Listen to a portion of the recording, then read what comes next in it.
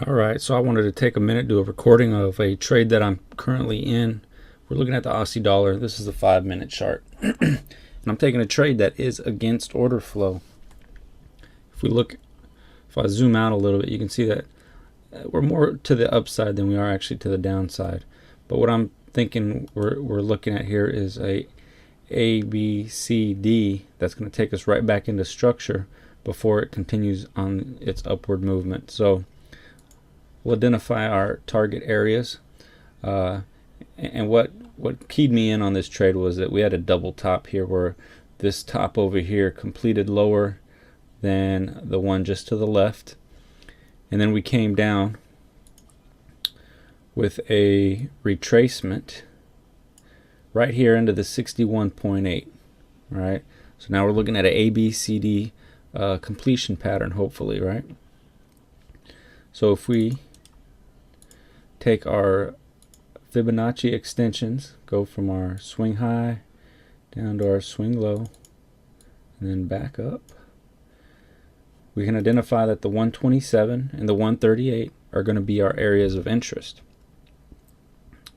All right. So if we drag,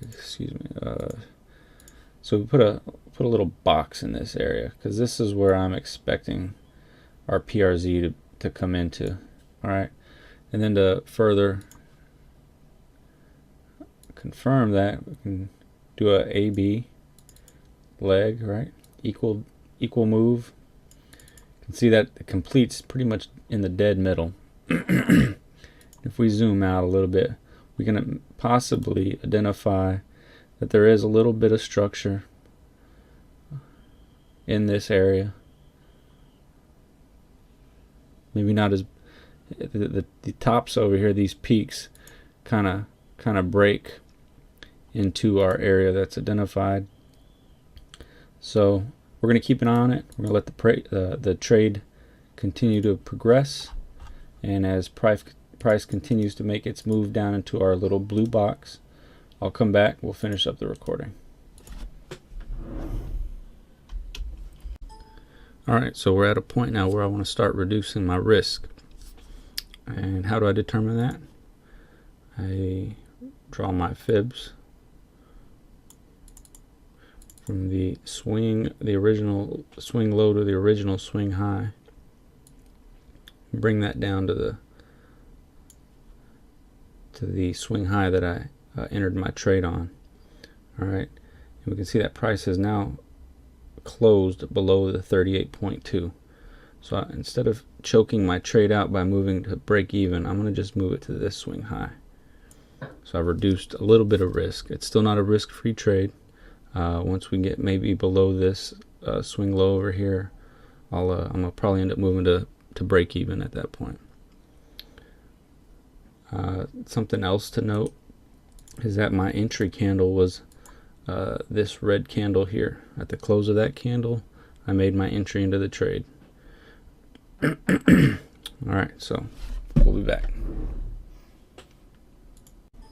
Alright, so we're tuning back in. You can see that price is starting to go against me. I do have my stop past my entry point, so this is a risk-free trade, and I'm going to pocket maybe about 3 pips. I think that's what I had it at. Yeah, 3 and some change. So the whole point here is, though, that we had a plan, we had a reasonable expectation, and we had enough clues, I guess, to kind of decide on the fact that we were going to make an entry into this trade, and this happens. All right, so there, it just took my stop out. I didn't lose anything. As a matter of fact, I made about, I don't know, $90, $100, something like that. So that is what it is, you know. I knew I was going against order flow to begin with, though that does create a higher risk of the trade not working out. I originally risked, it was 20 pips to make 25, so it was just over 1-to-1. I've had better trades, but you know, that's okay as well. But either way, I hope you understand why I made the trade. I let the trade go even though I could tell it was reversing. And hopefully you can take something from this. Alright guys, if you got any questions, comments, please leave them below. Thank you.